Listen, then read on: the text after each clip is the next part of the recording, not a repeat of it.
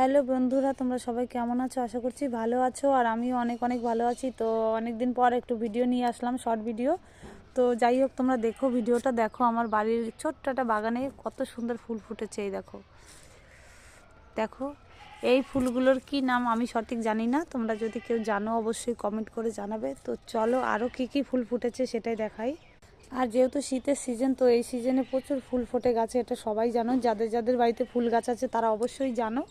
তো অনেকগুলো ছোট্ট ছোট করি এসছে, দেখো এগুলো ফুল হয়ে ফোটেনি এখনও, ফুল ফুটবে।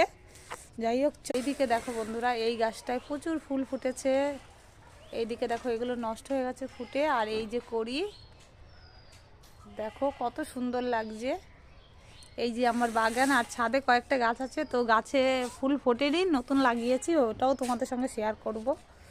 তো দেখো, এই যে ফুলগুলো নষ্ট হয়ে গেছে। আর এটা জবা গাছ, এই জবা গাছে দুদিন আগে ফুল ফুটেছিল, এখন ফোটেনি। আর ওই যে বেল ফুল গাছ, অনেক ফুল গাছ আছে অনেক ধরনের।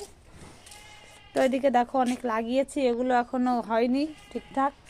তো এই ফুল গাছগুলো দেখো প্রচুর পরিমাণে ফুল ফুটছে, একটার পর একটা। হয়তো ভাববে সেই আগে দেখেছি, সেটাই না, এই কড়িগুলো নতুন এসছে। আর এই যেটা ফুল, এই ফুলটা অনেক দিন ধরে ফুটে আছে, তো দেখো অনেকটা নষ্ট হয়ে গেছে। আর এইদিকে দেখো গোলাপগুলো, দেখো জাস্ট অসাধারণ।